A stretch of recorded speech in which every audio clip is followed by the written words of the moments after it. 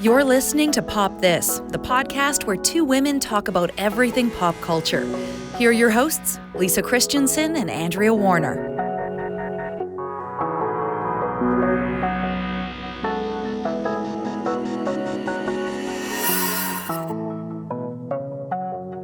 So in times of personal struggle or world struggle or any of the big struggles, do you have like a go-to? Is it a meal? Is it a song? Is it a place? Is it a TV show? What do you do when you kind of feel that existential dread, or maybe even a real dread? The self-soothing, like yes. How do I do that? Well, I think like we've talked a little bit about a lot of my coping mechanisms, I think, on this podcast before, but one of the things that I do sort of tend to sort of like nestle in with more family time. Mm-hmm. And I tend to stay home more, which is very rare for you. Yeah, so that's good. And I read Maeve Binchy, which we've talked about. And that's a real soothing activity for me.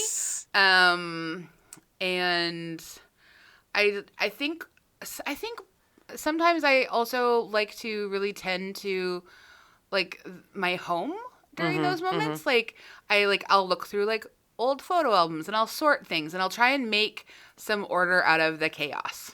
Right. Yeah.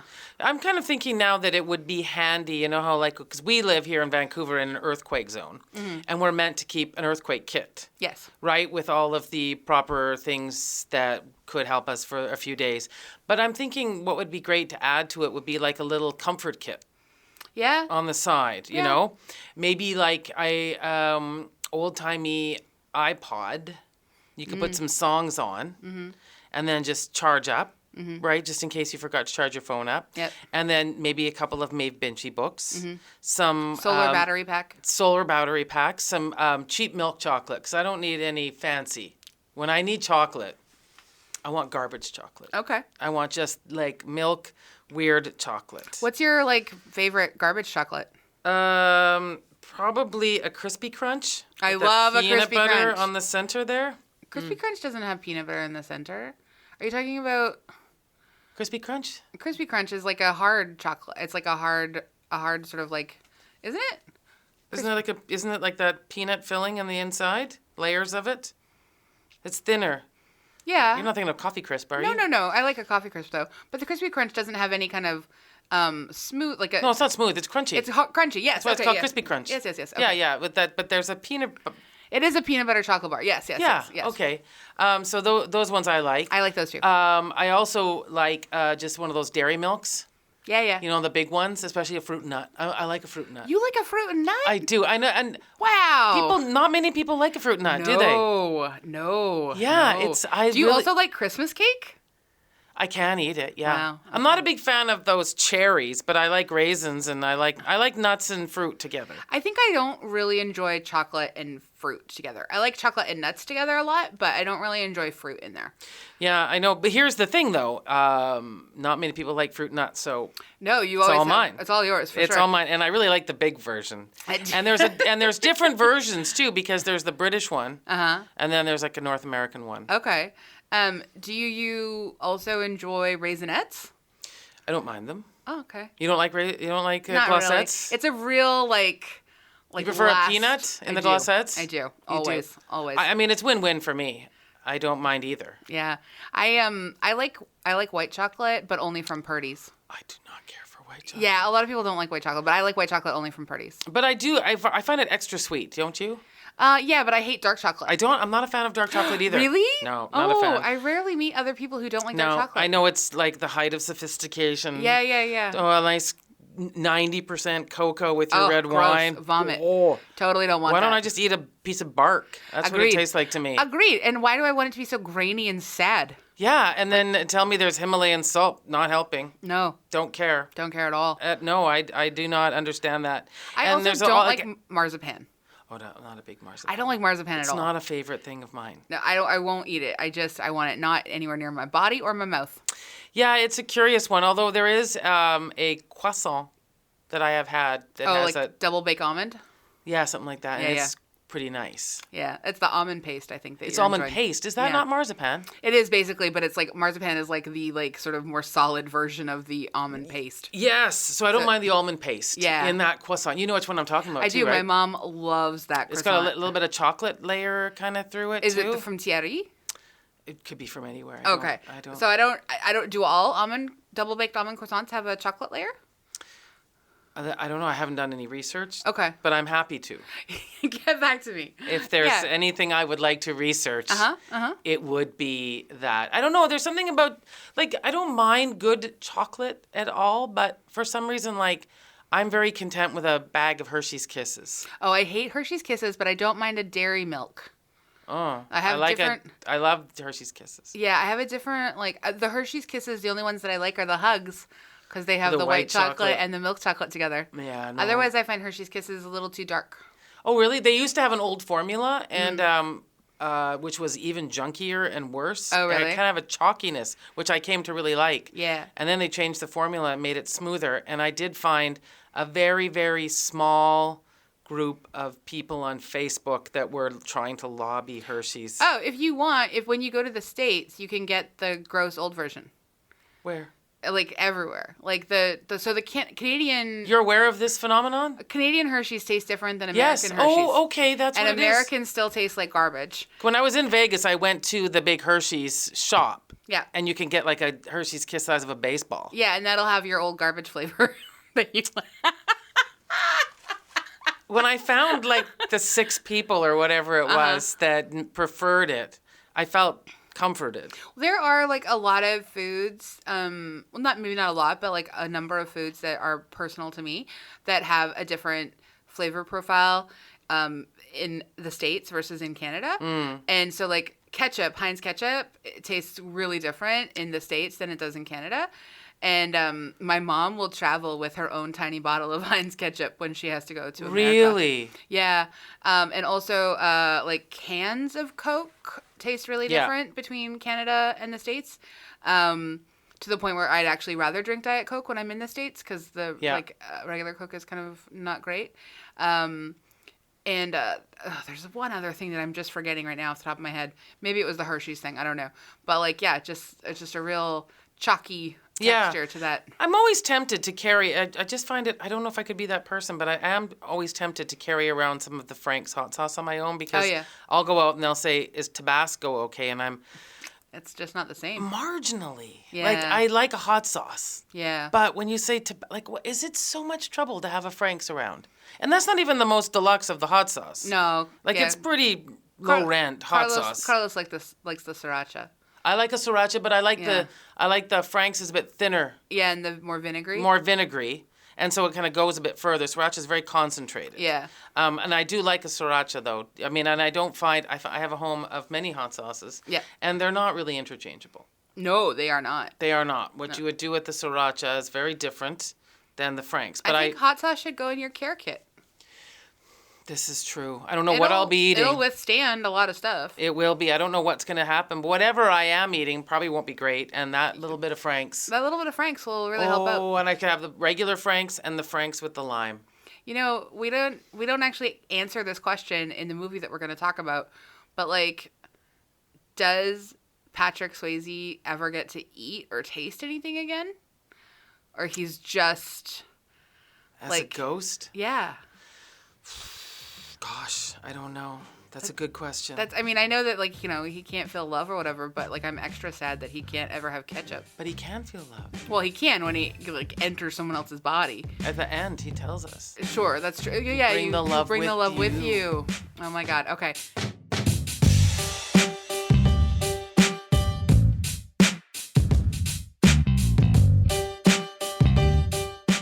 We're getting way ahead of ourselves, and we have not He properly... dies in like the first third of the movie, though, so I don't know if we're getting that far ahead. It's called Ghost. It's true. All right. I'm Andrea Warner. I'm Lisa Christiansen. And you're listening to Pop This. And it's the 30th anniversary, of Ghost? Yeah, I had not seen this movie in a Ever? long time. Oh, in a long time, I yeah. had seen it, but I think I saw it when I was 11, and I probably shouldn't have. After rewatching it with my grandma, she was sitting next to me, and she had never seen it, had seen the clay scene. You know, Everyone knows the clay Everyone scene. knows the clay scene. Yes. The pottery scene. And she turns to me in the like one sex scene, and she looks and she's like, "So how old were you when you saw this?" And I was like, 11. And she was like, "Who let you?" Because she raised me. She's like, "Who let you see it?" I was like, "I don't know. We just saw it." And yeah, she was like, You know what though? Kids in sex scenes are fine because they don't even know what they mean. Like I know. there's Yeah. not. This is just some kind of wrestling situation. Yeah. Oh, you know Right? what though? I think I did know what it meant because I was already, like, I was very interested in playing soap opera with like my friends, and a lot of that involved like lying next to each other under a blanket, like rubbing up against each other. But even in soap operas, they were more chaste than this one. It was about the TV. same level of chasteness. I was trying to explain to Yeah. her, like, I've been watching soap since I was like 5. Yeah, well, and this, and I hadn't really noticed in Ghost. I do think this could be like just a Christian movie. Well, except for the premarital sex. Yeah, okay. They're pretty against, like, and she had not wanted to get, However, let Yeah. me just say Yeah. that they did bother to put a scene in where she is intending marriage. Well, you know, and again, that was really interesting to me, again, circa 1999, Yeah. or 1990. Yeah. Like that, I feel like that was, there are moments of this movie that are so ahead of its time Yeah, on a lot of levels. yeah. Okay, let's Get too far into ahead. it. Yes. Ghost is a 1990 American romantic fantasy thriller film directed by Jerry Zucker, written by Bruce Joel Rubin, and starring Patrick Swayze, Demi Moore, Whoopi Goldberg, and Tony Goldwyn. Whoopi won a Best Supporting Actor Oscar for the film, and screenwriter Bruce Joel Rubin won for Best Original Screenplay.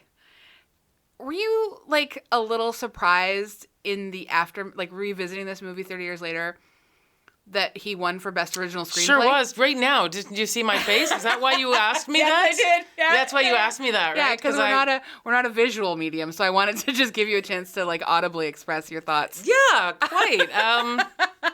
Boy, I mean, I honestly don't know if I could even tell you there was quotable dialogue that I would like to share right now. The only quotable dialogue for me was, "Molly, you in danger, girl." I thought that was great. And I guess some people were heartwarmed by the "I love you" ditto. Yes. No, I know. Best Original Screenplay is a real flummox for me. Well, okay, let's be fair. We don't know what the other options were in that category that year. You're right. I'm going to look that up while you tell us a bit about the film synopsis. Yes, because oftentimes this is just about who you're up against. So the film synopsis: Sam Wheat, Patrick Swayze is a banker. Molly Jensen, Demi Moore is an artist, and the two are madly in love. Who wrote this? Did you write this? I mean, I cobbled it together from my own writing and from a synopsis online. Madly in love. I don't think the Madly in Love was mine. I think that's from like Really? Yeah, I swear to wow. God. Okay. But during a seemingly random mugging, Sam is shot and murdered, but his spirit is left behind. When he discovers that the assailant is still after something and Molly is in danger, he seeks the help of a scam artist psychic, Oda Mae Brown, played by Whoopi Goldberg, in an attempt to save Molly and avenge his own murder. Yeah, so the original synopsis really reveals everything about Carl right away, and I like Yeah. that that's a bit of a twist. I mean, other people, I'm sure, watching it foreshadow it from the very beginning of the movie. That Carl's up to no good. Yeah, I mean, you don't have a third in your relationship and at work that is ever good. Yeah, and it's almost as if they were trying to save money on the cast because they don't seem to have any other friends at all. They have no other friends. Yet, when we go to Sam's funeral, there's a ton of people there, Yeah, you've including got like a lot of people with family, babies children. and like their like super deluxe loft is filled with people who we never see again. Ever. I mean, honestly, who were these people? They almost felt like friendless, familyless people. That was my thought in watching this movie. The only other this is very funny to me now because looking at main cast, yes, we need Whoopi or we need Willie Lopez, but the only other cast member is Subway Ghost. I know. I do love I do love Subway Ghost. Subway Ghost Was a real Vincent Schiavelli, who yeah. we've seen in lots of he's movies been over in the tons of years. stuff. Yeah. Like he was mistaken. He's been mistaken a lot for Jeffrey Tambor. Yeah, that's true. Yeah, Yeah, I yeah. can see that. That I can came see up that. while I was trying to figure out who he was. Right. Yeah, because at first I was like, "Is that Jeffrey Tambor?" And then I was like, "No, No. The locks were different. He's known as a character actor. Character actor, but with a sad dog face or something. Yes. That's yeah. All right. Yeah. So how long had it been since you watched Ghost? You know, it seems to me that I thought I had said to you, I feel like I've seen it many times since then. Like just, I don't know, for some reason turning the TV on and it's there, but I guess I hadn't because I'd forgotten an awful lot of it. I think I had just remembered key scenes like you said, obviously the clay scene, the smashing of the walls in their giant loft apartment. I remembered the weird little demons that suck people down to hell. Yep. Those sorts of things. But I hadn't remembered all of the, in a way, rather dull connecting stuff in this movie. Yeah. I have an answer for what it was original up against. Yeah, okay. So it won opposite Woody Allen's Alice, Barry Levinson for Avalon, Peter Weir for Green Card, and Whit Stillman for Metropolitan. Okay, I might have given that to Metropolitan. I quite like Whit Stillman. Think there's like a lot of notable names in this category. There are. So it's interesting to me. And I mean, despite what we feel about Woody Allen now, I mean I know that probably an upset at the time. I feel like there must have been. I'd like to go back now if this is because you can find a lot of Oscar speeches on YouTube. I would like to go back and see if we can get a crowd shot when this wins. Best original screenplay. I'm thinking that Oscars are always such a kind of weird category or whatever. So maybe if like a bunch of the other films have all these notable names, they're like, well, he's going to get another chance or he's already won an Oscar or whatever. This guy was most well known for Jacob's Ladder, which is not going to win. Oh, that's weird. That's a very similar feel too, doesn't it? Someone dead and his whole thing is like dead people death stuff? and metaphysical and science fiction elements. Like okay. He's a meditation teacher and because I have seen Jacob's Ladder. That was Tim Robbins, wasn't it? Yeah, I believe so. It's Tim Robbins. Yeah, and Danny Aiello. It's been a long time since I've seen Super long time, yeah. But yeah, so and because the Oscars sort of usually happen in the beginning of the following year, right? Ghost had become the highest grossing film of 1990. Yeah, and I will say that I don't know, I'll ask you in a minute, what did you think of the film? I have to say that despite the shortcomings, and I felt there were more than I remembered, I felt Demi Moore and Patrick Swayze are beguiling. I did. I just, almost like I could, at the end, if you don't think too hard, you're like, that was a great movie. Well, that's the thing. It holds up better than I really thought it was. So I was really charmed by Demi and Patrick as well. And I thought a lot about why that was, which I'll get to in a minute. I mean, I do think Whoopi Goldberg is the star of this movie on every level. She's so good and and I forgot, just how much fun she makes other people around her. Patrick Swayze is not necessarily naturally a funny man on screen. Yes. But he's really funny opposite her and how they interact with each other. And when he's singing and trying to when he's harassing her and he's singing I'm Henry VIII, I am. Yeah. Second verse, same as the exactly. first. Yeah. He's having a great time. Yes. And she's also having a great time. And it seemed like they had such a good energy together. I think what I like about him as a romantic lead, and what I think him and Demi bring really well to Molly and Sam is that they look like they really have fun together. Yes. Even in their sex scene that's supposed to be I mean, it's barely a sex scene, but it's still steamy and romantic and hot. It was, and I think that's what I liked about it too. It was it was they were very slow and just enjoyed each other. They seem like they enjoy each other physically so much. And they went and washed their hands. I hadn't noticed that somehow in between the clay and the non-clay, there had been some kind of bathing process. Well, I think one of the things that makes it so compelling is that they're laughing with each other. Yeah. Like they're not like, it's not like Glenn Close and what's his bucket in Fatal Attraction, where it's just like hard sex and it's just all about sex. Like this, you're actually seeing two characters who obviously have like a long history together within the framework of the film, who are playful and fun, and I think it goes a long way because it makes you care about them. And it has to make you care about them to make the movie successful, because otherwise we've got a dead guy who's trying to get back into save this woman, who, you know, previously hasn't really needed saving. Like, no. I think there was a sense of Demi Moore as being a very confident person as well. That this art that she was creating, the space that she was decorating, they seemed to have like even in the short time they were together, they seemed to have a really nice relationship. And I think for some strange reason that came through so quickly. Yeah, and I think like when we get to the sort of night where you know, they're leaving Macbeth and they're talking about the theater, and then before the mugging and the shooting happens, you know, and she does that thing where she just is like, you know what, I do want to marry you. Mm-hmm. And, or I do think we should get married. And basically she's asking him to marry her, and he is just, or even before, when they were in bed.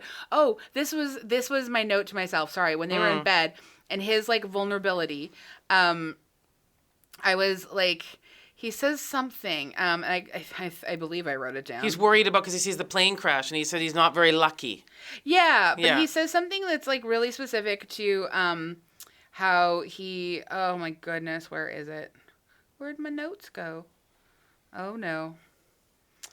I don't know where my note went. It's gone. Oh well, I'm sure I have it somewhere. Yeah. But anyway, he says something that's like really tender and vulnerable, and basically like he can't really believe that this is his life, you know, that like he's in this moment. And I think if he, you know, as a character at that moment doesn't sort of express that gratitude for living, then his death doesn't mean as much to us. Yeah. When it actually happens. Yes. Fair. And so it's a really smart portrayal. Yes. Because we should not feel as much about this film as I think we do. Yeah, I would agree with you. I also want to like question again, like why was that bathroom the bedroom so dumpy? This big beautiful loft. Did you notice that with these cool stairs? Well, I think that that might be truthful to lofts, because I will say I lived in a loft a long time ago, and I had this like, it wasn't nearly as cool and beautiful as this, of course, but like, the downstairs is amazing, and you've got all this space. Yeah. But then you get upstairs to the actual living conditions of the quarters, and it's usually small. Yeah. It was like dumpy. Really depressing. It had like a bifold closet door. Yep. And the TV was just sitting there, and it was small and cramped. Yeah. And it was just odd. But yeah, okay. It's truthful to the actual loft part of the space. There we go. Well, then I would have somehow put a bed downstairs. Like it just... Well, because that's supposed to be like your live workspace, and it's also her studio, right? So like if she's going to bring people in to see her studio, she doesn't want her bed there. And right. Like, blah, and you got to put that big giant wooden angel somewhere. It was the apartment, because I know you love apartments so much. Yes. It was on the market about 5 years ago. As the ghost apartment? Yeah.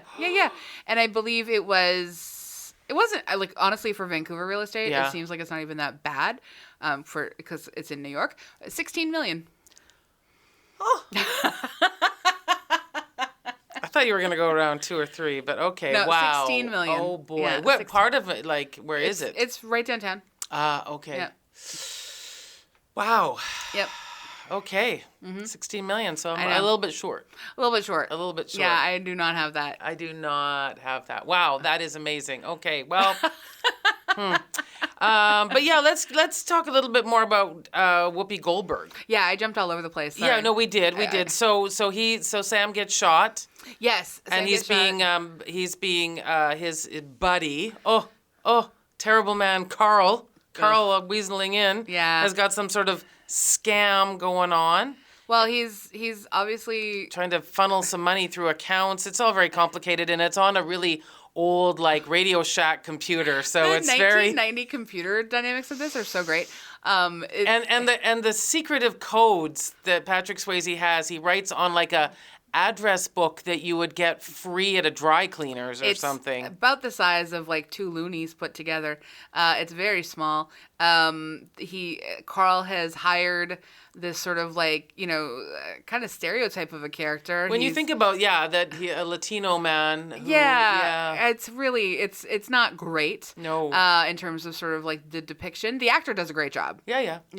But he hires this guy to like, he's just supposed to mug him, but the guy murders him instead. Yeah, it's really... Just taking elevated up your game a little bit in terms of your job. I also want to just say, I think that was a better idea because I'm pretty sure Patrick Swayze would have figured out you stole those codes. Well, that's the other I thing. do not understand this movie. That particular part. First of all, we don't Patrick believe Patrick Swayze as a banker. It does not wash. It doesn't really wash. It does not. Such high-waisted suit pants. And he looks so uncomfortable. He really does. He looks like he's never used a computer in his life. Yeah, it just does not. Of all the occupations you could have given him, and that Tony Goldwyn, he looks like some horrible person that would be in a Bret Easton Ellis novel. Or he something. 100% could have been the American Psychopath. Yeah, exactly that. Yeah. Yeah, American Psycho. But like anyway, so Patrick gets shot, and I think they do a really great job of like showing us how he comes to find out that he is outside his own body. He chases the gunman, and then turns around and sees that actually Molly is holding him dying in her arms, and it's very sad. And then he finds a psychic. He just walks in. Well, first he meets someone in the hospital to find out he's dead. Oh, yeah. He finds out for sure he's dead and that this is like a sort of thing. And then he happens. sees some spirits around every once in a while, like in a graveyard and then on the subway. So people can see him people other spirits spirits can kind of touch him. That are kind of trapped in between, I guess, worlds. That's never really fully explained. Yeah, well, because he ignores, like the skies open up to welcome him. And he doesn't go. Yeah, so he's got some business. Who knows what these other spirits... this is a very depressing side of the afterlife that some writers really like. It's so bureaucratic to me. It's you know what I mean? Like, honestly, if you have this opportunity to move into some other realm, but you've got unfinished business. Look, as a completist, I really appreciate some time to wrap up some stuff.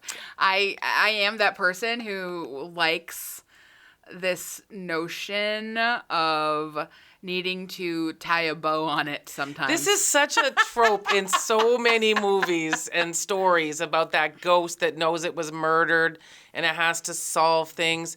I mean, I have a much fuller sense of the afterlife, which is that that's gone. You're like you're in the next part. Mm-hmm. It's this whole other thing. That's the next part of the story. Well, I mean, I think the reason it appeals to me is because I don't actually believe in an afterlife. Yeah. It makes me sad to think like that it's just nothingness. Sometimes I literally give myself panic attacks being like, oh, I know that it's a void and it's nothing and I just cease to exist and everything's gone and it's terrible. Yeah. Sorry, everyone who's listening and is like, you've No, just I go through that concerns. as well and you can't dwell on it. You can't, and then sometimes I do and I get stuck in that. So I think that I like these moments and these movies that give me this idea that there is... at least like a not such a finite result, like a finite end to everything. Well, I will, as an aside. Yeah. This is a weird one, but I had a very good friend years ago die. Yeah. And as we all who have had loved ones die, we sometimes dream about them. Yeah. And I had this very vivid dream. My friend's name was Len. Of seeing Len, and I can even still imagine it in my head that he was sitting on a park bench the way he always sat with kind of his knees up, and he had on these brightly colored pants. And I said in my dream to him, I'm like, oh my gosh, I'm so glad to see you. Mm-hmm. This is so fantastic. I can't see you anymore. Like I had a sense that he was gone. Yeah. And I said, I hope we can do this again. And he, in my dream, said, we can't do this anymore. Oh. I'm going somewhere else. Mm-hmm. Like, I'm going to this other place, which is better. Yeah. And I have to say goodbye to you now. Wow. And it was such a vivid, vivid dream. Yeah. So that might be why I feel this way. Yeah. But there was that unfinished business. He stayed to say goodbye. Well, you're right. He did. So- He did come by in my dream. Yeah. Yep. To say I'm not going to see you anymore. Yeah. I'm not going to be coming by to visit. Yeah, so that does get like a little bow on it. It does. But I was happy to hear that there was something better. Like that For sure. he was not going to be, because it's something, I don't want to say the word selfish, but this idea, it is a little, I right? get it. That you're going to have the spirit to talk to and they don't get to go and do something else, that they're still just entertaining you. Yeah. Or haunting you or something. I mean, I don't think I think at the end, like when Molly gets to see him to say goodbye, like I think she's not asked him to stay. Yes. He and he has doesn't, wanted to. he's not like, wow, if she dies, maybe we could hang out together. No, he's never like, okay, let's Yeah. let this guy kill her too. Yeah, then we'll hang out. Which is nice. Yeah, no, it is. It is that nice. might get him dragged to the other place. He wants to save her. And so if we were to like add on to this movie, that would be a nice way to kind of like, why do you want to do that? Yeah. Yeah. You know what? Oda Mae. So we skipped over Whoopi a little bit. We there talked go. around her. Yes. So Oda Mae has been running this like sort of scam psychic business, and it turns out that she actually can hear Sam. She can't see him, which I think is really interesting. Yes. She can never see him. She can only hear him. Yeah. But she knows he's white. But she knows he's white. I mean, honestly, Patrick Swayze it's true. sounds white. Yes, yeah. he does. Yeah. It's so she can hear him, and she doesn't want to get involved, and he, basically harasses her until she does, and essentially, I think like he's sort of saying, well, like you're scamming all these people all the time. You can do something for me because like I am proof now that I'm going to turn you legit, basically. Yes. And she, she also probably, isn't necessarily wanting people to die. So she goes for it and says yes. And he talks her into it. And I really love like her first interactions with Demi Moore face to face, like in the apartment. Like they have a nice chemistry together too. Mm-hmm. It's a very different relationship than she ends up getting to have with like Sam. But, anyway, one of the things that does irritate me is that Sam knows that she's going to be in danger after. Yeah. Because Molly tells Carl, and Carl sicks his hired gun. Well, it's almost as if he doesn't. We've already established that Sam's not bright. Sam's not bright. And it didn't get better after he died. No, it takes him a while to really realize. think that through. I know, it takes him a while to. Even when she says he lives in the same neighborhood as me. He comes up with a good plan, ultimately. Like, I think it's a pretty good plan, but it backfires pretty quickly, too. But, like, he doesn't... He never, like, runs to warn her until it's, like, way too late. Yeah. Like, way, way, way, way later. And by the time he warns her, there's already gunfire going off in her, like store, her psychic store. And I was just like, what are you doing? Like, what? Well, but there's another interesting part to this as well. So, and again, not explored, but it wasn't just that she could hear from Sam. Somehow he or something had opened up so she could hear everybody now. The floodgates. The are whole coming floodgates. through. Like, she is actually a psychic now. Yeah. And so all of these people before that she was pretending to communicate with their dead loved ones. Now she's the medium. Now they're all real. there. There's that really very funny scene. And as you mentioned, they can inhabit her body. Yeah. And those are very funny scenes. And then when she tells, like, you don't have a sense of when they're in the room where she does the readings. You don't have a sense of how many people are alive or dead. And when she said tell them to all get out, it's like the room is very bare. Yes. Like she has really come into her own. People are, dead people are lining up. Yeah.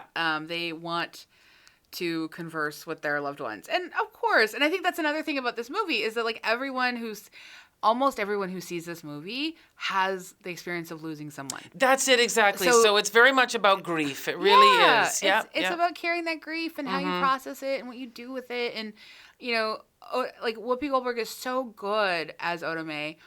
And she really nails like sort of the sarcasm and the reluctance and the fire. And when she has to go to the bank and pretend to be whoever that woman is, and she has to like continue Rita May or Rita. No, I can't remember now. Yeah, I can't remember. Rita something for sure. But and she has to try and like deal with Sam constantly talking at her while she's like having conversations with other people. I mean, I don't know. Have you ever been in a situation where someone is in your ear and you're trying to like have a different conversation and like also listen to what Sure. Yeah. Yeah. So sometimes Andrea will start talking to me, like our lovely producer, and I'm like, oh man, she's like my Sam. She's like in my ear telling me one thing while I try and have a conversation Well, with it's like you. early days when we didn't know people could have headphones on and just walk around on a phone call. Yes. It's anyway, it's Yes. wild. But like I just, when we get to the end and her and Molly it's like her and Molly versus Carl, and and then it's ultimately, when we get to the end and it's actually like before her and Molly versus Carl, it's like her sort of being that physical presence that allows Molly and Sam to have like their goodbye. That's a very controversial scene. Well, I mean, I think like there's lots of different things going on in that particular scene. But I remember always being like, people are like, yeah, they made out. And like, they just like, it's actually, if you think about it, it's like Whoopi and Demi making out. And for 1990, that's like very, woo. But that they used Patrick Swayze instead so they could like make it more acceptable, et cetera, et cetera. But I watched the movie and I honestly don't think they make out. They dance, they slow dance, they hug, they caress. Yeah, there's a lot of touching. There's no kissing. And what's interesting about that is that they had set up the fact that this was a couple that really just liked touching a lot. They really love touching. They were the clay, the bodies, whatever it was. They really enjoyed touching. Yes. So that scene is very believable in that way, in the kind of relationship they had. Yeah. 100%. And I think it really practices consent. Yeah. Whoopi is the one that suggests this. She Yes. offers this like beautiful gift to them. Yeah. Sam doesn't ask for it. This is just like her really like, I guess, having been quite won over by the like care that these two share for each other. Yeah, well, that's it. I mean, when I was teasing about how in the introduction, in that synopsis, it says madly in love, but I guess that's what this whole film is supposed to be about, is that their love was so powerful that it kept him from dying fully so he could save her. Well, yeah, I think like that's like what we're supposed to see in this movie and what we're supposed to really buy into is that it transcends death and it transcends like mortality. So, and then in keeping with this story, though, so the only people that Otome can contact are ones that are stuck in this realm? Yes. Because otherwise, it would be super awesome if every once in a while she came over for tea and they just had a convo. Yeah, I don't think that's going to happen. I think no, because he went up to the light or whatever. Yeah, people either have to go to the light or go into the darkness. Although the subway guy has been around for like 20 plus years. Yeah. So we don't know. Maybe there are just a bunch of people who are just like sort of like... Or was he so divine? Was he like... Because I really do feel it's a Christian element to this. I feel like there's a mediocrity. He's in purgatory. Like he... Oh, like, yeah, no, but why did Patrick get to go up in that light? Just because he is so good. Yeah, he's so good. He's just so good, and because that one man is looking for his wife at the hospital at the beginning. Like, what's up with that? He's looking for his wife at the hospital because he's been... I think he rejected going into the light. He was waiting for her. And we see the other man on the operating table. He goes into the light. He goes into right the light. away. Yeah. Yeah. But we see the gunman get dragged into hell. Yeah. You see that? That's a lot. And I know. And those little Jawas, they look like Jawas from Star Wars. Oh, it's, little demon-y. It's not a good special effect. It's not great CGI, but I mean, consider it's 1990. Even just the concept of that, of little demons dragging you down to hell I just felt like not good. It looks stupid. Yeah. It looks really dumb. So I was surprised for myself watching it again how much I really did love it. No, I do. I do. Like there are moments that are dumb for sure. Yes. But and it shouldn't work. It's a movie all about chemistry. If it didn't, you know how you've seen some movies and people don't have it and you just can't get into it at all because there's nothing. I think if it hadn't been these two. I think it's the three. The three. I meant that love story. Their love story is like that sort of glue the third, in the beginning. Yeah. But like Whoopi and her chemistry with both of them really like sort of takes it to that next level. Yeah. Because like I think like she is such a critical part, and I like the very fact that she's also makes the film not so hokey. You're laughing. Yeah. Like this is absurd. It's absurd. Yeah. It's funny. There's the thriller aspect of it. Like And she provides all these sort of like, just like she's just really doing something more. Like, so some of the reviews about Patrick and Demi to start with, not great. Oh, really? Oh my goodness. Oh. So let me just share some of them. Cute little haircut she had too. Oh, people were super into Demi's looks. Yeah. That's what they especially the focused on. director. Chicago's Tribunes are actually, I will say, a lot of anything that's a compliment is sort of a backhanded compliment. Ah, okay. So the Chicago Tribune's David Kerr, Swayze, who somehow became a movie star without developing a personality, seems a confident presence for the first time. You know, and the only reason I'll cut that a bit of slack is I feel like over the years I've come to love Patrick Swayze more. Yeah, fair. You know what I mean? I just have come to appreciate, and I don't know if, so this would have been, we were discussing this the other day, how he had this kind of... he did Roadhouse in 89. Yeah. Dirty Dancing in 87 or 86. And this is 1990. Yeah, and so I feel like all together, it's just a nice package. So here's Time Out, the review from 1990. Swayze, he of the acting ability of a corpse, is ideal as the murdered yuppie who learns how to use his ghostly powers to foil a dastardly plot. Moore, as the grieving girlfriend, displays the animation of a dishcloth. Ooh. Now, I have often looked back at old reviews, some of which I wrote, and thought there was a real onus upon critics to find themselves as cruel as they were clever. Ah, yes. And yes. But a lot of the reviews from that time sort of do fall into that's not the that's totally That's not not the even worst the of them all? No. Times Richard Corliss called it a bad movie, although a lot of people will like. Roger Ebert wrote, Ghost is no worse an offender than most ghost movies, I suppose. Peter Travers for Rolling Stone. Swayze and Moore are attractive, but mannered, and self-involved in a way that works against instilling a sense of mutual loss. I don't understand what that means. They are basically too self-involved and too mannered as actors. Oh, okay. In order to actually convey mutual loss. He thinks they're too interested in their own performances. I really don't think that's the case. I think a lot of these reviews are kind of coming from a place where they're punishing sort of that gender. They're punishing things because vulnerability is considered a gendered experience. Yeah, and it's silly and sweet, and I feel like there's room for that. I mean, I feel like if a bunch of people, we have said how much we love Maeve Binchy, or if you happen to be a person that likes romance novels, it's not like you're going, well, I bet this is up for the Booker this year or something. You know where it sits and why you love it. But the thing is, this transcended a lot of those expectations because it became the number one box office thing that year. Yeah. Because Whoopi won a Best Supporting Actor. Sure. And again, after you read the Best Original Screenplay options, this was not a super awesome year for movies, it seems. But and so that's one of the things that I think they said. The movie opened second behind Die Hard 2 in the summer, and it ended up, it has been credited with redefining what a summer blockbuster could be. Oh, because it could be a romantic as opposed to a fighting and all that. Action, superhero as opposed kind to of thing. the kind of movie her husband would be making at the same time. He was actually offered the role that Patrick, the list of people offered the role instead of Patrick is amazing. Paul Hogan, Tom Hanks, David Duchovny, and Bruce Willis.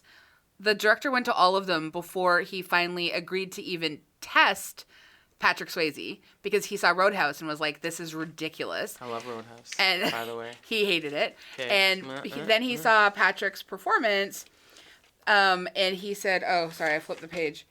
The director finally gave in, allowed Swayze to audition.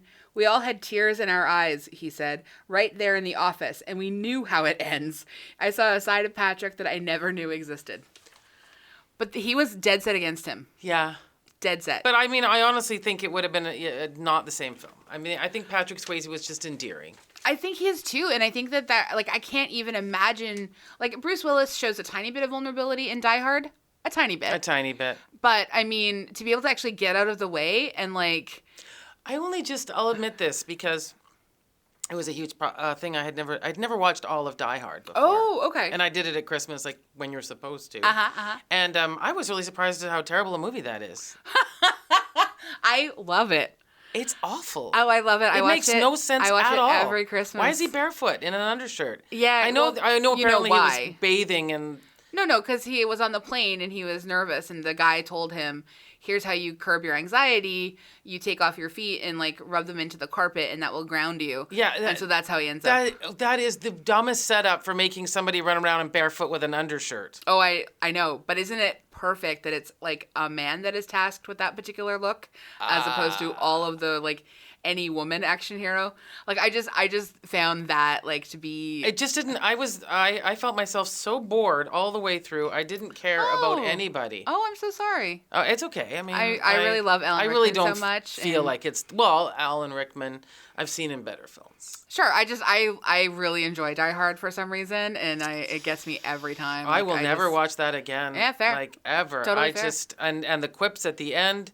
It's just, like, nobody seems to take this whole thing seriously, that everyone just about dies in a fiery, weird death with, I don't know.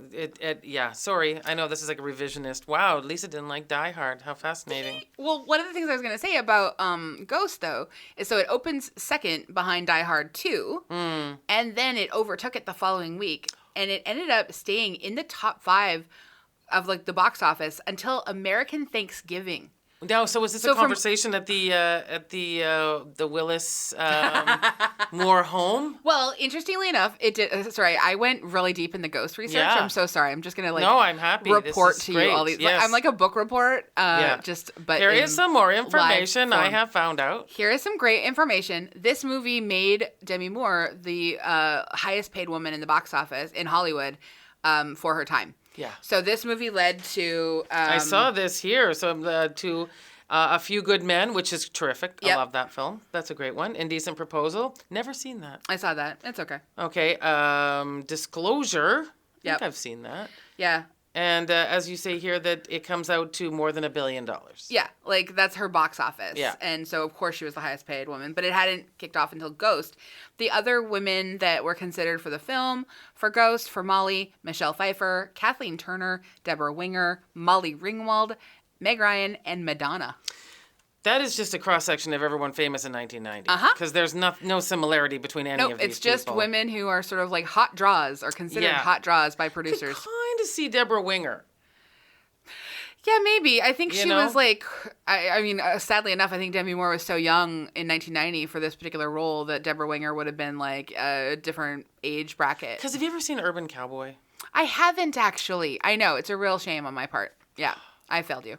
Yeah, well, that's all right, because I didn't like Die Hard. So, but just the way she plays, anyway. I just love how Patrick Swayze was not wanted for the film, and then once he was wanted, he used his social capital to ensure that Whoopi Goldberg got hired. So when I didn't know that. Yeah, like Whoopi Goldberg has said this like in repeated interviews. He refused to do the movie once he got signed if they didn't hire Whoopi Goldberg. So she was up for it and they weren't sure? Or they kept saying she doesn't want it. So he reached out to her and he was like, "Hey, so why aren't are you interested in this? Why are you saying no to it?" And she's like, "They haven't asked me." So he caught them. He caught like the studio in a lie. Wow. And then he was like, "I'm not going to do the movie unless you." Inclusion rider. Like the original one was like threatening to not do the film unless you hire. Yeah. So he's like, he's the reason that she got hired for the film. Fascinating. And then she did so much with the part. Yes. And she won the best supporting actor. Yeah. And ended up getting like, getting all sorts of great parts after that. Like it's so frustrating. Hollywood is just such a messy, stupid place. But I love that story because like obviously we lost Patrick Swayze a number of years ago. Mm-hmm. And he always felt like he probably was like a pretty decent dude. And I just love the fact that like, he like put himself on the line. Because that's what you want people to do. I did see Patrick Swayze at a restaurant I was at in LA. Really? Yes, he was eating. It was like a vegetarian Chinese restaurant called Buddha something. Okay. And he was outside eating. It was like a kind of fast foody sort of place. It felt like. I don't know. And I walked by him. And of course you do the smile. take, yeah. And he smiled back. That's nice. I didn't interrupt his dinner. Yeah. But I felt like good celeb sighting. That's a great celeb Patrick sighting. Swayze Oh my having God. dinner in L.A. Yeah, that's really good. Yeah, it was. That's really it was. good. And he had a winning smile. Of course. Still that crazy hair. You know, so that's the thing. So Patrick Swayze's performance in this film, I'm going to say, like, in certain moments where he's, like, trying to contend with, like, 30 emotions going across his face, doesn't do as well with those. You can feel how hard he's working in those moments. You can. Other moments, though, he's just so good. Yeah. Yeah. I mean, I think he really peaked in Roadhouse, for me personally. I still haven't seen Roadhouse. I know, you're looking at me like you're going to just be so sad about my life until I rectify this. It's all choices. They're all choices. Yeah, that you make, I know. There was there were a couple of reviews from 1990 that I thought were interesting, but there's one in particular I just want to give a little tiny shout out to. 1990 review by David Sterrett of the Christian Science Monitor, which I have to say I don't cite that often. Mm-hmm. But he wrote a really long, fascinating review that talks about the way Ghost treats Oda Mae and the racialized disparity between her character and Molly and Sam. And so I'm not going to read the whole thing. Like, I excerpted like 3 or 4 paragraphs. But he raises this point in 1990 and says, quote, "What irritates me about the picture is its treatment of Oda Mae, the character Goldberg plays. In herself, she's a strong, personable, feisty woman, but the film insists on making her into a caricature. She's the only person who's made to look physically ridiculous with a crazy-looking outfit she wears during a major part of the movie. Her main function is to act as a servant for Sam, following his orders and speaking his words." And he goes on to, like, sort of explain more about, like, what his issues are with that. And I think it was such a good point. Yeah, it is a very good point. It's, like, something that, like, it sort of sticks with me in the movie while I'm watching it. Mm-hmm.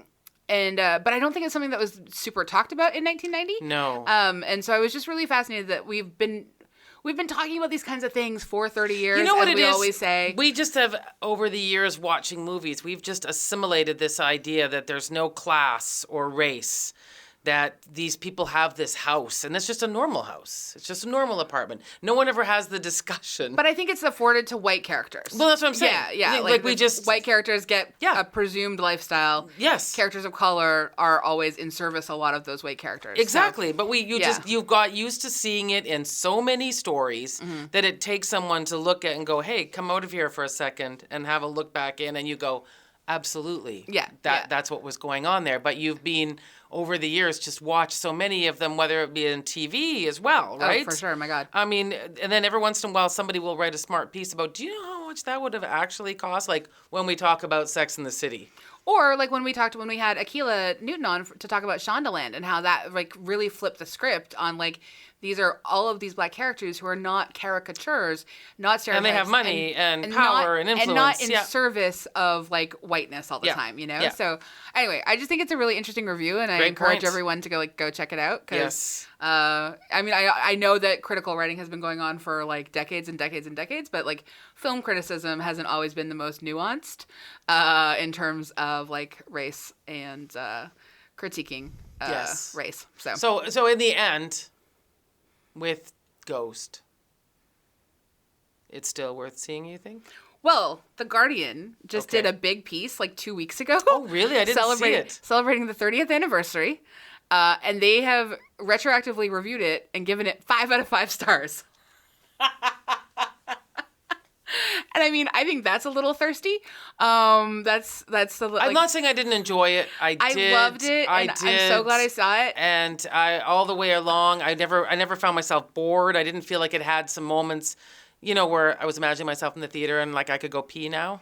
Yeah. I liked Sam gets to sort of do a bit of haunting of his nemesis and learning how to push things. That seemed fun. Yeah. And there are enough sort of like there are enough moments that just the idea that this movie balances romance, thriller, like body horror. Yeah. Like architecture. It's so many things. It's a wild movie. And I really did, with the exception of, like, Demi Moore's whole wardrobe and aesthetic was just like... Oh my God. We haven't talked at all. Like, her all of her clothes are fantastic. It was whoever was the stylist for her, because poor Patrick got stuck in that maroon blouse. I enjoy him in a blousey top because his jeans are so high-waisted. Well, we did get those shots of them without shirts at the beginning, and that was a lot there. Oh my God, we haven't even talked about the pottery scene. Wait, we need to flip back for 1 second about the pottery she scene. has this super, and here's the funny thing about that look that she has. So generally that's sort of, it's actually because I have a very masculine dress style. One of my great angers is when it's always called boyfriend. Yeah. Even saying I have to say masculine dress No, I know, style. it's ridiculous. It's stupid, right? But there's the idea of boyfriend is that you've been borrowing clothes off of your partner, right? And taking them. So the pottery scene is Demi Moore is in some kind of cut-off tuxedo shirt. Literally she's the exact same size as Patrick Swayze. Yes. So where she's been getting these clothes, Patrick might want to ask some questions. I love the fact that we have these, well, no, she's so tiny and short compared to him in terms of his height. Like the way that he's framed often in position to her, he doesn't look that much bigger. No, I know. I don't think he is because I think he's only 5'8" or something, or was only 5'8". Yeah. No, I think sometimes they shot him so that he could look a little bit more, just a little bit more sort of sort of classically masculine compared to her.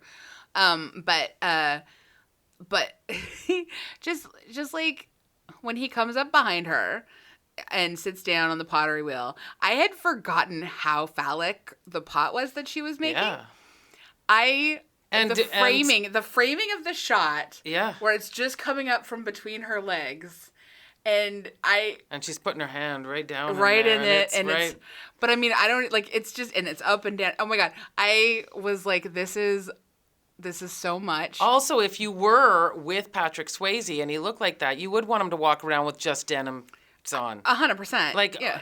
In another movie, it could have been sweatpants or pajama bottoms. No, but you want him in full denims. But he pulled on a pair of denims to come and sit behind her. And I love this phrasing, frankly, of ours as a pair of denims. Also, her underwear was so weird. It was like an aggressive thong. Was because it had to show her butt cheeks, but it also had to be clear that she was wearing underwear and it wasn't a thong. It would be. I mean, hygienically, I guess a bikini brief, maybe. Yeah, I think hygienically, working with that clay with your open legs and your open shirt would have probably not been great. In case I don't know. I've never thought about clay. People sit in clay baths. Maybe you're right. I guess I was just thinking of some. I don't know. Maybe splash guard. I don't know. Everyone needs a crotch splash guard. I've always said that. That is your motto. That is my motto. I'd forgotten they washed their hands, though. I did. I honestly forgot too. Because in my mind, I just thought they went straight from the clay to the makeout scene. Yeah, we don't get to see them wash their hands, but they do end up having clean hands. You're right. Do. I think. Yeah. I had missed that. Patrick Swayze said that it was the sexiest scene he had ever made on film. It is, and it holds up. It's so weird because they're not really showing anything, but everything is about the illusion. And that's why I think this movie is so sexy. Yeah. Because we were saying, they don't have you were saying Fatal Attraction is just full on, which is smart for that kind of movie, right?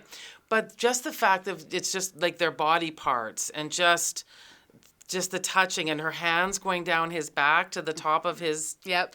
It was all really, really very sexy. And you're right, the clay was... and with, obviously Unchained Melody playing in the back. That song is... I guess for the Righteous Brothers... Yep.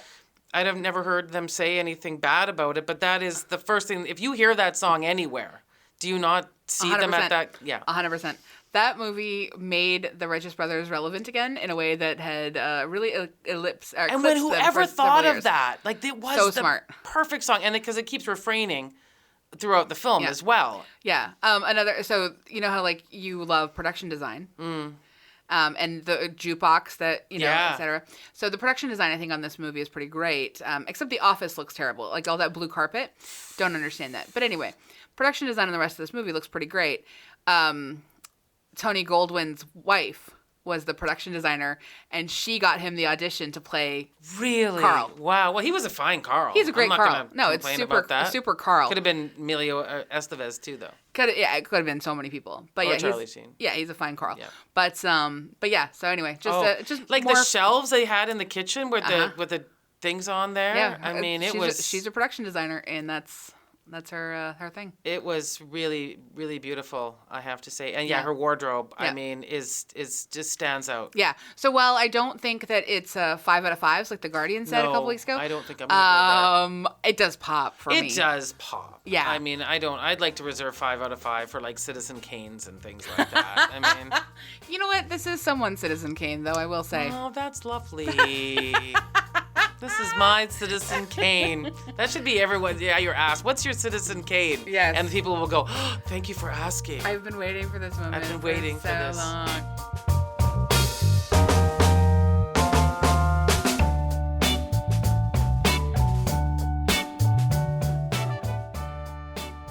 We love to leave on something we recommend. What do you recommend? So I want to recommend a show that I know a lot of people have already watched, and I wish there were more seasons up, but it is the British crime procedural called Line of Duty.